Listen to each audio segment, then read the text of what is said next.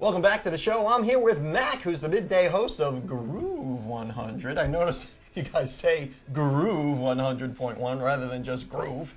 Well, we like to set it apart a little bit. It is pretty groovy. It is some groovy sounds coming out of here. What's the whole philosophy behind this new station? Well, after some research, we noticed that there was something missing from the market. I mean, aside from the occasional sound of some classic hits that you don't hear much anymore, it's exactly that. You don't really hear much of it anymore.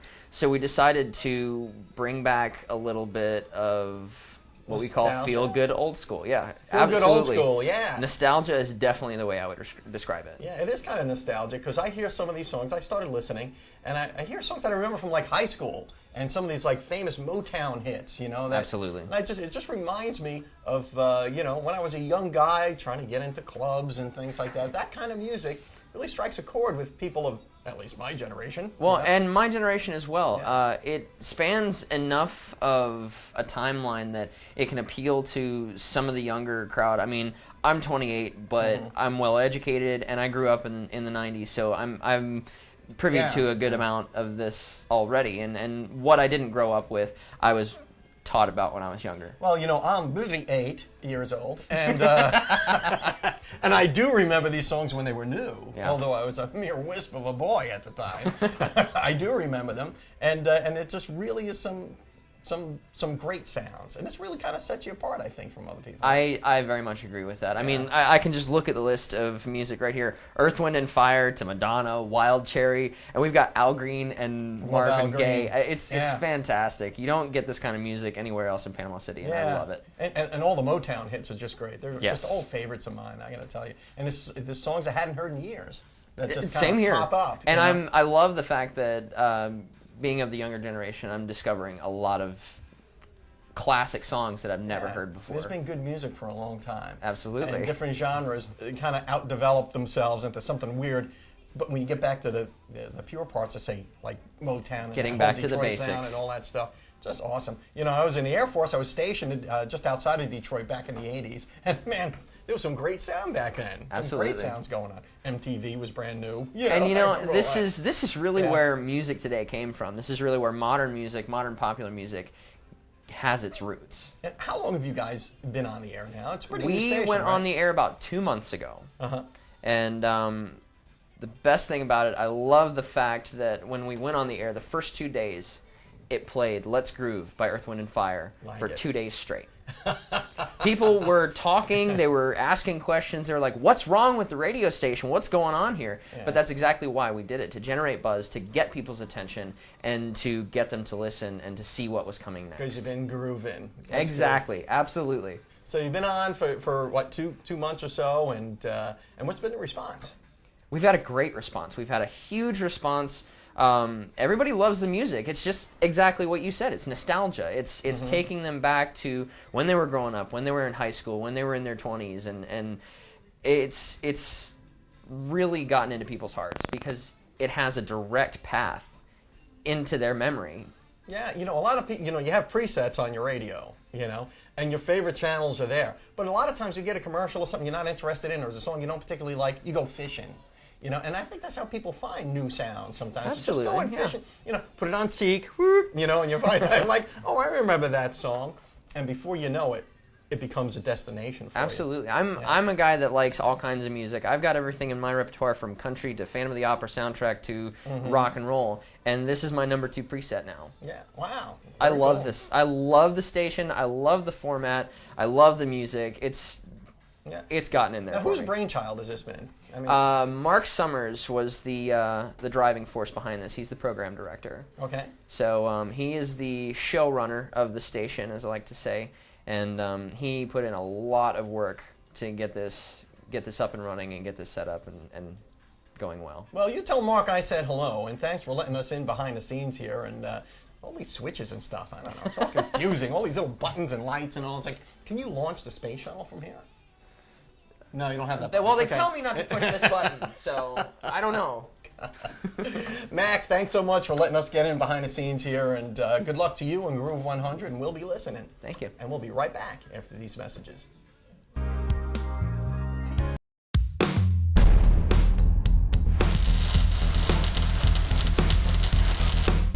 David Lovett, and this is your Mad Hatter Minute. Maintaining proper tire pressure helps increase fuel efficiency and driving performance. Correct tire pressure allows the driver to experience a smooth ride, and performance designed to match the needs of the vehicle. An underinflated tire becomes flattened and more surface area makes contact to the road. If a vehicle's tire pressure is underinflated by as little as 6 pounds, it can mean damage to the tire. Lower tire pressure allows the tire to bend more as it rolls. This will build up heat back into the tire and reduce the tire's lifespan by as much as 25%. You will also experience a significant decrease in your steering with lower tire pressure. Look on the sidewall of your tire.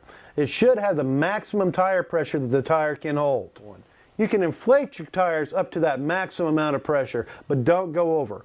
Overinflation of your tire can have just as serious consequences as underinflation. An overinflated tire creates too much air back inside the tire. Going over potholes and bumps in the road makes it an extremely rough ride. Additionally, overinflated tires will create premature tire wear. The correct amount of tire pressure can be easily checked with the tire gauge. To ensure your vehicle is running as smooth as it can, make sure the tire pressure is set to the maximum PSI. I'm David Lovett, and that has been your Mad Hatter Minute. Hey folks, this is Joshua Brown with Mad Hatter on 23rd Street. Is your check engine light on? If it is, text MADHAT28, that's MADHAT28, to 24247, and we'll check it for free. Welcome back to the show. I have Dr. Stephen Favaloro here in the studio to give you your pet health tip of the week. Doc, thanks so much for stopping in again. Absolutely. Good to see you. Okay. The saga of Sandy continues. Yes. I know people are sick about hearing about my dog, but I know your dog probably has the same problems as my dog sometimes. So I understand we actually have a topic request from your wife. We do, and it has to do with poop eating. Yes. Not me, the dog. Yep. And it really is a disgusting thing that these animals do sometimes. Absolutely. And, the term is coprophagia. Coprophagia. And some, like rabbits do it because it's by, necessity, because they get their B12 vitamins through, their feces. But rabbits do that. They have to do it. If they don't do it, that means they're generally sick. It's not because it looks like Cocoa Pebbles or Cocoa Puffs or anything. They do it because... they do it because it's actually, necessary to get the vitamins. But, a lot of dogs do it. We get that, we get that question all the time. Mm-hmm. And there are reasons that they do it, and those, if you can find them, will generally make them go away, that behavior. So if it's driven by, say, an endocrine disease like Cushing's, where their body's producing too much cortisol, one of the side effects is increased appetite. Mm-hmm. Well, they're eating everything, but I've heard of them eating palmetto leaves and everything, but, their feces is always going to be readily available if you're not walking them on a leash. There's other type metabolic diseases, endocrine diseases, where they're, deficient in certain nutrients or nutrients. And so they're looking for it, and a lot of times the enzymes are not digested like they should be in the intestinal tract. So when they pass through, the dogs will re-get it, if they will, from the feces. Yeah. Another very common cause is like if they're left alone too long, or if they're understimulated. So then there's they defecate in the house or their cage. It's just sitting there. They're hanging out together. It's like, well, let me go ahead and take care of this. And then when they do it, it's almost like it becomes a reward every time they do it. So it encourages them to do it more. Yuck. With our dog, I think it was out of guilt because it happened in the middle of the night. Yeah. And I got up in the middle of the night. I thought, what the heck is that smell? And of course, I look around. Of course, the dog always goes to my office, which he needs to have an accident because it's far away from the living area. Right. On the far end of the house. I couldn't find anything until the wife was vacuuming the next day and found the remnants of her, what'd you call it? Coprophagia? Coprophagia, yeah, or their feces from that. Yeah, and but you said your dog off camera has done it a lot, Well, when she was younger, she used to eat my son's crayons. Yeah. And we knew that because we had psychedelic poop all over the backyard. There you go. You know, It looked it like was an very artist was colorful. back there. Yeah.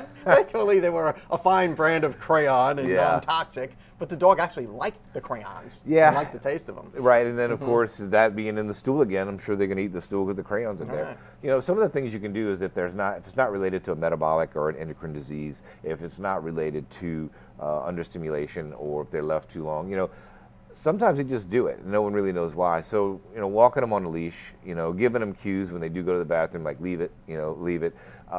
Those kind of like things, and then positive rewards through treats and stuff like that. May deter it. There's things that you can put on the food that's supposed to make it taste bad, like doesn't taste bad already. You know, some people do Doesn't taste bad. pineapple. Some people do. There's this, you know, MSG you can put on there from, you know, there's a product called Forbid. So if you put there's things. MSG on the dog's food, his poop will not be that appetizing. In theory. In theory. Yeah, in theory. But it won't stop them from eating other dogs' poop, Right. which they'll do that too. Yeah. You know, so it can be very disturbing to owners because, you know, your dog just ate its poop and you knew it was looking you in the face 5 minutes ago. It's like, okay, so how many But does it times hurt your happen? dog? Is it unhealthy for the dog? Because I know little Sandy was a little listless after that episode. We don't get a whole lot of like people coming in because their dog is sick from eating their feces. They might be sick for another reason, which is why they're eating their feces. But you know, if they eat too much at one time and they're not used to it, I'm sure it'll be a little tummy upsetting. Yeah, and I guess diet has a lot to do with it too. If It you can. give the dog It like can. say bacon and Yeah. it tasted so good the first time around, the second time around is probably almost as good. There's a thought process with that with certain dogs, Yeah. you know, depending on age and whatnot. If there's some digestive interruptions that are not necessarily obvious to you through the dog's behavior, then, you know, they're not absorbing those things that are going out, and then they're getting them again. Yuck. But there's really no way we can really stop them. It's just what dogs do. Isn't Well, you can, but it takes a lot of work, and you know, it's a behavior that you have to break if it's not related to a metabolic or an endocrine disease. So it's nothing you can really treat except through some sort of behavioral therapies. Right. If you will. If the dog's not sick and it's just from behavior, then it's you spending more time with them and you trying to give them cues and teaching them that it's not the thing to do. But you know, you got to put them on a leash, you got to take them for walks, you got to watch them, those kind of things. Dr. Favaloro from Forest Park Animal Hospital, thanks so much for getting us smart on coprophagia. Thank you very much. And we'll be right back after these messages. Welcome back to the show. I'm here with Josh Singleton. Josh Singleton. I have a problem with that kind of SH thing, you know. Anyway, Josh Singleton from True Soul. Yes, Yeah, yes. You know, now we had a couple of your bandmates on the show a while Oh, back, and I had first heard you guys at Mackenzie Park several months ago. Okay, during the Arts Festival. That's right, exactly. yes. You know, and you know, we had passed, and I didn't recognize you as Peggy's son. Oh, right. Peggy Sue, the infamous Peggy Sue. The infamous she's Peggy like Sue. She's like a local celebrity, my mother. She is. She She's- owns her own barbershop in Parker, in case Uh-huh. you didn't know, if you ever need a haircut. Peggy Sue's Barbershop. There's our plug. You're a good Yeah, son for doing that. that's you know. right. She was barber to the stars. Hey, she got me on the show. You visit her, right? I do. Not as much as I used to, because now we moved and we live far away. But when Yeah. I was active duty with the Air Force, I was going to Peggy Sue's all the time. So, Oh, yeah. a There you lot of go. military guys go there, too. Yeah, me Yeah. too. Well, of I'm course not you do. military, but Well, you got a nice I'm her haircut. son. So she probably gives you a little break on You the know, haircuts. I never paid for a haircut in my life. That's a good thing I have a mom That's as a right. barber. That's now, right. she's probably never paid for entertainment in her life either then. Huh? Oh, that's Having true. you as a That son, might be true. But because- she has been very good at supporting us because we, you know, as the band True Soul, she's been there through every step of the way. She actually just, you know, helped us out a little bit Yeah. with some funds for the band. Well, she's a sweet lady, and we like her a lot. And my son Nicholas, who went to Bay High with Yeah. you, when he's in town from school, he gets his hair cut there too. You know? Oh, good. Yeah. So now Yeah, you were send in them all over. Oh yeah, we'll send all the guys down there. Now, you were in the band at Bay High, right? Yes, the Bay High $1 Million Band. The $1 Million Band, which is just, if people don't know, it's a great, It's great a band. wonderful, wonderful institution. Now you're out of school a few years, and you're part of this great band called True Soul. And Oh, I've man. heard you guys, and it's just phenomenal. I mean, Thank just you. phenomenal, Yeah. really. And when I saw you at Mackenzie Park, I didn't realize you were Peggy, who I've known forever. I didn't realize you were her son. Yeah. And she would always talk about you. I'm getting my hair cut, you know. And there were pictures of you in your band uniform at the barbershop and all that. That's right. All over the walls for, mamas. Yeah, I do. Proud mom. Proud mom. Yeah, that's right. Now, you play keyboards, right? Yes. Okay. Keyboards, and I play bass at this time in the band as well with my left hand. So you're a multi-talented Yeah, guy, multitasker, maybe. Yeah, and you sing as well. Yes. Yeah, it's amazing stuff. Now, maybe we can get you to play a little something for us. Oh, maybe. Maybe. If I twist your arm a little bit. Yeah, we already have it all set up, so why not? Yeah, we already set it up. Maybe we can get it. Yeah, I just spent a half hour setting this keyboard up. Yeah, that's right. But what are you going to play for us today? I'm going to play a little Nat King Cole, yeah. the Love song, Love. Who hasn't? Most important thing in the world. Yeah, it is. And who hasn't really tapped their toe or sang along with that Love song? It's just a little catchy tune, It really is. And it's what they call an earworm. Yeah. Once it gets in your head, you can't get rid of it out. Yeah, you'll be humming and tapping That's right. that thing afterwards. So hopefully we can do that. So how long have you been with True Soul? I've been together with True Soul ever since my graduating year of 2011. I graduated in June, and I've been with them ever since. He picked us up at a talent show, me and David Baptiste, the original drummer. He saw us there because his daughter performed as well in that talent show, and he was trying to put a band together. Glenn Belser, who I'm talking about, our lead singer. Yeah. And I've had Glenn on the show. Yeah. Great set of pipes. Yeah. Oh, that yeah. guy can sing. So it's a serious deal. An incredible amount of talent Oh, in man. such a small group. Oh man, and everybody in the band, the guitarist Steve Cosper, he's like Carlos Santana, man. Yeah. And we got Jarrett Streeter as our drummer, and he is just a phenomenal drummer from Chicago, so he's got that Chi-Town dirt in him. Hey, if somebody wants to learn more about True Soul and maybe get them to play for them, how do we do that? All right, we got a Facebook page, facebook.com/True Soul. True Soul. Just seek out True Soul on Facebook, and we can connect up with you. And we have all our shows on there when we're going to be there. Actually, this next week, Friday night, we're going to be at the Buccaneer Bar and Grill. Okay. The Buccaneer, I know that's a place if you want to dance and you want to listen to music and chill, mature people can go there. Yes, Not that's a lot of right. Little kids. It's that's adults. exactly, and it's a nice atmosphere, classy. Yeah, I've been there. It's a nice place. 9 p.m. to 1 a.m. Well, I can't wait to hear that Love song. We got to run off to a break, but on the other side of that, let's get some singing going. We'll get some jazz going. All right. We'll be right back after these messages. Welcome back to the show. I'm here with Josh Singleton, who is part of True Soul and also son of Peggy Sue. Josh, what are you going to do here? Are you going to do Love? Going to be doing a little Nat King Cole, Love. Hey, man, let's take it away. All right. I'll try to contain myself.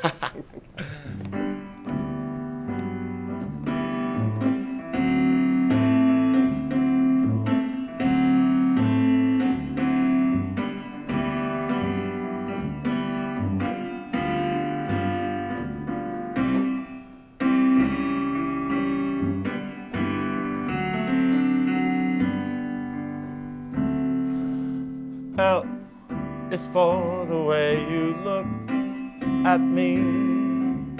O is for the only one I see.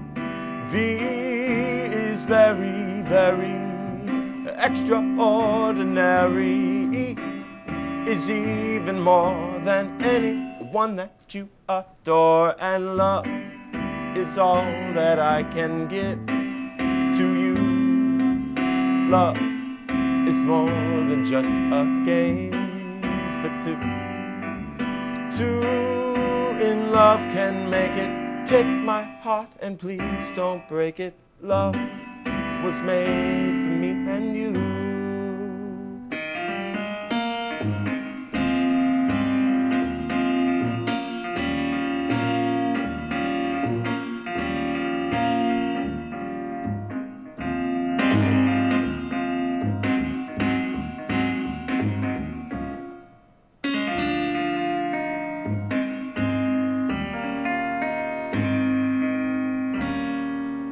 L